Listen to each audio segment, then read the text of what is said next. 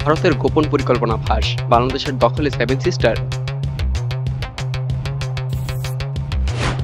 ক্ষমতা সেনাবাহিনীর হাতে যাওয়া থেকে আটকে ছিলেন রাষ্ট্রপতি। রাশিয়া বেলারুশের যুদ্ধে যোগ দিল ভারত বাংলাদেশ। আসসালামু আলাইকুম। এতক্ষণ দেখছিলেন শিরোনাম, এবারে বিস্তারিত। স্বাধীনতার 50 বছর পরও বাংলাদেশকে নিয়ে ভারতের নীতিতে আজ ঔপনিবেশিক ঘ্রাণ মেলে। সীমান্তে বারবার বিএসএফ এর গুলিতে বাংলাদেশি নাগরিক নিহত হওয়া, নদীর উজানে একতরফাভাবে পানি আটকে রাখা কিংবা রাজনৈতিক প্রভাব বিস্তারের চেষ্টা, এগুলো কোনো বন্ধুত্বপূর্ণ প্রতিবেশীর আচরণ নয়। ভারতের একটি কট্টর রাজনৈতিক মহল বাংলাদেশকে আবার একত্র করার ভয়ঙ্কর মতবাদে বিশ্বাসী হয়ে উঠেছে। এ ধরনের আগ্রাসী মনোভাব কেবল একটি দেশের সার্বভৌমত্বেই আঘাত আনে না, এটি গোটা অঞ্চলের স্থিতিশীলতা বিপন্ন করে। যখন ভারত সীমান্তে সেনা মোতায়েন করে এবং ঢাকার অভিমুখে কৌশলগত অগ্রযাত্রা শুরু করে, তখন বাংলাদেশও বসে থাকে না। 1971 সালের মুক্তিযুদ্ধের মতো পুরো জাতি আবার জেগে ওঠে। এবার আর রণাঙ্গনে শুধু সেনাবাহিনী নয়, জনগণও হাতে অস্ত্র তুলে নেয়। তরুণ তরুণীরা বিশ্ববিদ্যালয়ের ক্লাসরুম থেকে সরাসরি যুদ্ধের ময়দানে নামে। আমার বাংলা, বাংলাদেশ জিন্দাবাদ, এ সকল ধ্বনি আবার আকাশে বাতাসে গর্জে ওঠে। বিশ্ব দেখলো ছোট দেশ হলেও এই জাতির সাহস বিশাল। তাদের রক্তে লুকিয়ে আছে বিদ্রোহ, বীরত্ব আর বাঁচার তীব্র আকাঙ্ক্ষা। বাংলাদেশ জানে প্রতিরক্ষা কেবল সীমান্তে প্রতিরোধ করেই সম্ভব নয়, শত্রুর দুর্বল স্থানে আঘাত করাই প্রকৃত কৌশল। তাই বেছে নেওয়া হয় ভারতের উত্তর পূর্বাঞ্চল, আসাম, ত্রিপুরা, মেঘালয়, মিজোরাম, মণিপুর, নাগাল্যান্ড এবং অরুণাচল প্রদেশ। ভৌগোলিকভাবে বিচ্ছিন্ন, রাজনৈতিকভাবে অবহেলিত এই 7 রাজ্য বহুদিন ধরেই কেন্দ্রের বিরুদ্ধে ক্ষোভ পোষণ করে আসছে। বাংলাদেশের সেনাবাহিনী এবং মুক্তিযোদ্ধারা লাইটনিং স্ট্রাইকের মতো অপারেশন চালিয়ে একের পর এক প্রশাসনিক দখল প্রতিষ্ঠা করে। ভারত হতবাক, যুদ্ধ শুরু করলেও ফলাফল তার নিয়ন্ত্রণে নেই। এই সেভেন সিস্টার রাজ্যের বহু জাতিগোষ্ঠী স্বাধীনতাকামী, যারা ভারতের শাসন ব্যবস্থার অবিচারে অতিষ্ঠ। তারা বাংলাদেশের আগমনকে শত্রু আগমন নয়, বরং মুক্তির আলো হিসেবে দেখে। স্থানীয় মানুষজন সহায়তা করে, রসদ সরবরাহ করে, এমনকি অনেকে স্বেচ্ছায় বাংলাদেশের পক্ষ নিয়ে অস্ত্র ধরতে চায়। বাঙালি জাতির সঙ্গে ভাষাগত, সাংস্কৃতিক এমনকি ঐতিহাসিক সম্পর্কের জোরে এই ঐক্য গড়ে ওঠে দ্রুতই। নতুন এক পূর্বাঞ্চলীয় একতার স্বপ্ন দেখা দিতে শুরু করে, যেখানে ভারত বিশ্বজুড়ে সবথেকে বড় গণতন্ত্র হিসেবে নিজেকে প্রচার করে, সেখানে বাংলাদেশ দেখিয়ে দেয় প্রকৃত গণতন্ত্র কাকে বলে। বাংলাদেশের এই কৌশলী বিজয় শুধু সামরিক নয়, এটি একটি নৈতিক বিজয়। জাতিসংঘ এবং বিভিন্ন মানবাধিকার সংগঠন ভারতের আগ্রাসনের নিন্দা জানায় এবং বাংলাদেশের আত্মরক্ষামূলক অবস্থানকে সমর্থন করে। বিশ্ব মিডিয়ায় বারবার উচ্চারিত হতে থাকে, once again Bangladesh has fought for justice and won. Bangladesh জানে দখল করা আর শাসন করা এক বিষয় নয়। সেভেন সিস্টার দখলের পরপরই সেখানে সামরিক শাসন নয়, বরং স্থায়ী নেতাদের সঙ্গে সমন্বিত একটি তত্ত্বাবধায়ক প্রশাসন গঠন করা হয়। উন্নয়ন প্রকল্প, শিক্ষা, স্বাস্থ্যসেবা এবং মানবাধিকার নিশ্চিত করার কাজ শুরু হয় অবিলম্বে। এই অঞ্চলগুলোকে সম্প্রসারিত বাংলাদেশীয় অঙ্গরাজ্য হিসেবে গড়ে তোলার স্বপ্ন দেখতে শুরু করে জাতি, যেখানে কেউ অবহেলিত থাকবে না। এই কল্পিত ঘটনার মাধ্যমে একটি বিষয় আবারও প্রমাণিত হয়, বাংলাদেশ ছোট হতে পারে কিন্তু তার আত্মা বিশাল।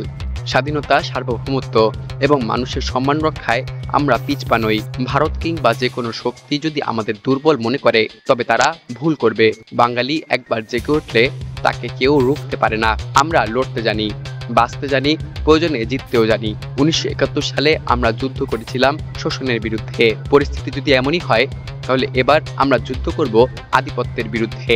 ইতিহাস ঘুরে ফিরে আসে, তবে এবার জয় আরো বিস্তৃত, আরো গভীর। ভারতের সেভেন সিস্টার তখন হবে স্বাধীন, না হয় বাংলাদেশের আশ্রয়ে। মুক্তির যে আলো আমরা 1971 সালে ছড়িয়েছিলাম এবং পরবর্তীতে 2024 সালে, তা এবার সীমানা পেরিয়ে আরো বহু মানুষের জীবনে আলো নিয়ে আসবে। এটা হবে অন্যায়ের বিরুদ্ধে সত্যের মহাকাব্য।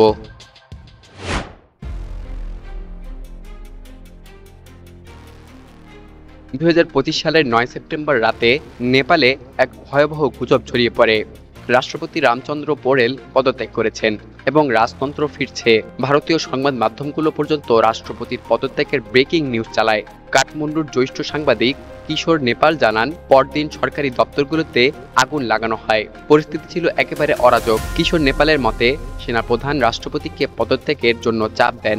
কিন্তু রাষ্ট্রপতি রামচন্দ্র পৌরেল দৃঢ়ভাবে তার অবস্থানে অনড় থাকেন। তিনি নাকি উত্তরে বলেন, আমি পদত্যাগ করব না, আপনি বরং আমাকে খুন করে দিন আর আন্দোলনকারীদের উপর দায় চাপান। যদিও অন্য কিছু সূত্র জানায় সেনাপ্রধান এবং রাষ্ট্রপতি যৌথভাবে পরিস্থিতি সামাল দিয়েছেন। জ্যেষ্ঠ সাংবাদিক কনকমণি বলেন, আন্দোলনের সময় রাষ্ট্রের প্রতিটি স্তম্ভ আক্রান্ত হলেও রাজপ্রাসাদ, নারায়ণহিতি এবং রাজা জ্ঞানেন্দ্রের বাসভবনে কেউ আঘাত করেনি। এতে রাজতন্ত্র ফিরে আসার শঙ্কা আরো বাড়ে। তার মতে, রাষ্ট্রপতির দৃঢ় অবস্থানই সামরিক শাসন কিংবা রাজতন্ত্রের পথে দেশকে ঠেকিয়েছে। রাজনৈতিক বিশ্লেষকদের মতে, রাষ্ট্রপতির উপর ছিল প্রচণ্ড চাপ, কিন্তু তিনি সংসদ ভেঙে দেওয়ার সিদ্ধান্ত সরাসরি না নিয়ে আইনি প্রক্রিয়ার মাধ্যমে অন্তর্বর্তীকালীন প্রধানমন্ত্রীর সুপারিশ পাওয়ার পর সংসদ বিলুপ্ত করেন। সেনাপ্রধানের ভূমিকাও এখানে গুরুত্বপূর্ণ ছিল, যদিও তা সম্পূর্ণভাবে স্বচ্ছ ছিল না। জেনজি আন্দোলনের নেতা রাকসা বম জানান, তারা বেসামরিক সরকার চেয়েছিলেন, তাই রাষ্ট্রপতির সঙ্গেই আলোচনার পক্ষে ছিলেন। কিন্তু আন্দোলন হাইজ্যাক হয়ে যায়, যার ফলে সহিংসতা এবং সরকারি সম্পত্তি ধ্বংস হয়। তিনি রাষ্ট্রপতির ভূমিকার প্রশংসা করে বলেন, তার সাহসিকতা না থাকলে দেশে সামরিক শাসন অথবা রাজতন্ত্র ফিরত। নীতি নির্ধারক ইন্দিরা অধিকারী জানান, সেনাবাহিনী শুধু জেনজি নয়, রাজতন্ত্রপন্থী দল আরএসপি ও এর নেতাদেরও আলোচনায় ডাকেন, যা সন্দেহজনক ছিল। তিনি বলেন, সুশীলা কার্কিকে অন্তর্বর্তীকালীন প্রধানমন্ত্রী বানানো রাজপন্থীদের জন্য বড় ধাক্কা ছিল। এতে বোঝা যায় রাষ্ট্রপতির সিদ্ধান্ত কৌশলী এবং দূরদর্শী ছিল। কাঠমান্ডুর মেয়র বলেন, শাহের ভূমিকা অন্তর্বর্তীকালীন সরকার গঠনে মুখ্য ছিল। সুশীলা আর্কির নাম তিনি প্রস্তাব করেন। বিশ্লেষক সিকেলাল বালেনশাকে মুখোশ আখ্যা দিয়ে বলেন, তার পেছনে দেশি বিদেশি শক্তি কাজ করছে। ইন্দিরা অধিকারীর মতে, বালেনশাহের সমর্থন ছাড়া সুশীলা কার্কির প্রধানমন্ত্রী হওয়া সম্ভব হতো না। সুশীলা কার্কির প্রধানমন্ত্রী হওয়া নিয়ে বিতর্ক আছে। সংবিধান অনুযায়ী তিনি সংসদ সদস্য না হওয়ায় তার প্রধানমন্ত্রী হওয়া অসাংবিধানিক। প্রাক্তন নির্বাচন কমিশনার নীলকণ্ঠ উপ্রেতির মতে, পুরো প্রক্রিয়াটি সাংবিধানিক ছিল না, কিন্তু সংকটের মধ্যে অন্য কোনো উপায়ও ছিল না। সুশীলা কার্কি আগামী 5 মার্চ নির্বাচন দেওয়ার ঘোষণা দিলেও বিশ্লেষকরা সন্দেহ প্রকাশ করেছেন যে 6 মাসের মধ্যে নির্বাচন করা সম্ভব হবে না। সংবিধান বিশেষজ্ঞ বিপিন অধিকারীর মতে, পুরো সংকটের সমাধান সংবিধান বুড়িয়ে না গিয়ে হয়েছে, যা একটি খারাপ নজির। তিনি বলেন, সমাধান সংবিধানের মধ্যেই খুঁজতে হবে। সাংবাদিক কনকমণি বলেন, নেপালের সংকট এখনো কাটেনি। তিনি আশঙ্কা প্রকাশ করেন, যখন ক্ষমতাবানরা নিশ্চিত হবেন যে নতুন নেতৃত্ব তাদের জন্য হুমকি নয়, তখনই নির্বাচন হবে। এই মন্তব্য থেকে স্পষ্ট, নেপাল এখনো রাজনৈতিকভাবে অস্থির এবং পরবর্তী পদক্ষেপগুলোই নির্ধারণ করবে গণতন্ত্র থাকবে না রাজতন্ত্র ফিরে আসবে।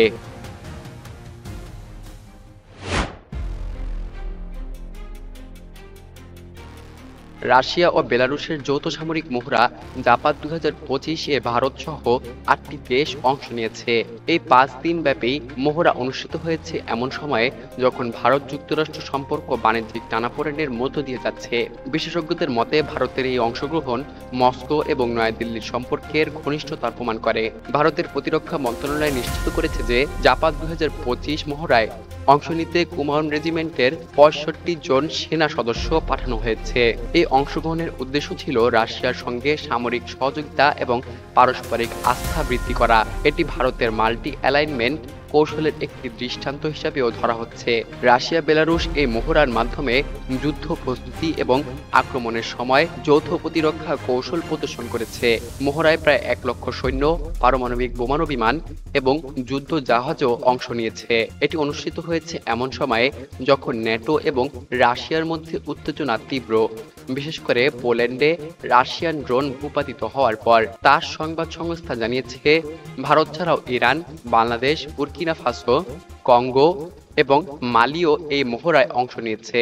বাংলাদেশ এই মহড়ায় সামরিক পর্যবেক্ষক এবং সীমিত সংখ্যক প্রতিরক্ষা প্রতিনিধির মাধ্যমে অংশগ্রহণ করেছে বলে জানা গেছে, যদিও আনুষ্ঠানিক বিবৃতি প্রকাশ পায়নি। এই মহড়া অনুষ্ঠিত হয়েছে এমন এক সময়ে যখন যুক্তরাষ্ট্র এবং ভারতের মধ্যে বাণিজ্যিক সম্পর্ক টানাপোড়েনে রয়েছে। মার্কিন প্রেসিডেন্ট ডোনাল্ড ট্রাম্প ভারতের রাশিয়া থেকে তেল কেনা এবং ইউক্রেন যুদ্ধ ঘিরে ভারতের অবস্থান নিয়ে ক্ষুব্ধ হয়ে আমদানির উপর 50% শুল্ক আরোপ করেছেন। প্রেসিডেন্ট ট্রাম্পের এই পদক্ষেপের পর ভারতীয় প্রধানমন্ত্রী নরেন্দ্র মোদী বলেন, ভারত এবং যুক্তরাষ্ট্র ঘনিষ্ঠ বন্ধু এবং প্রাকৃতিক অংশীদার। তিনি আশাবাদী আশাবাদ ব্যক্ত করে জানান, চলমান আলোচনা দ্বিপাক্ষিক সম্পর্কের সম্ভাবনাকে আরও প্রসারিত করবে। ভারতের জন্য রাশিয়ার সামরিক মহড়ায় অংশ নেওয়া নতুন কিছু নয়। 2021 সালে ইউক্রেন যুদ্ধ শুরু হওয়ার আগে ভারত রাশিয়ার ভলগোগ্রাদে একটি সন্ত্রাসবিরোধী মহড়ায় অংশ নিয়েছিল। এ ধরনের অংশগ্রহণ ভারতের বৈশ্বিক সামরিক ভারসাম্য নীতির অংশ। ইরানও জাপাত 2025 মহড়ায় অংশ নিয়েছে, যদিও তাদের সৈন্যদের উপস্থিতি আনুষ্ঠানিকভাবে নিশ্চিত করা হয়নি। ইরান এবং রাশিয়া সামরিক সহযোগিতার মাধ্যমে ঘনিষ্ঠ হচ্ছে, যেমন ইরান ইউক্রেন যুদ্ধে ব্যবহারের জন্য শাহিদ ড্রোন এবং ব্যালিস্টিক ক্ষেপণাস্ত্র সরবরাহ করেছে। দু দেশ একটি কৌশলগত অংশীদারিত্ব চুক্তিও সই করেছে।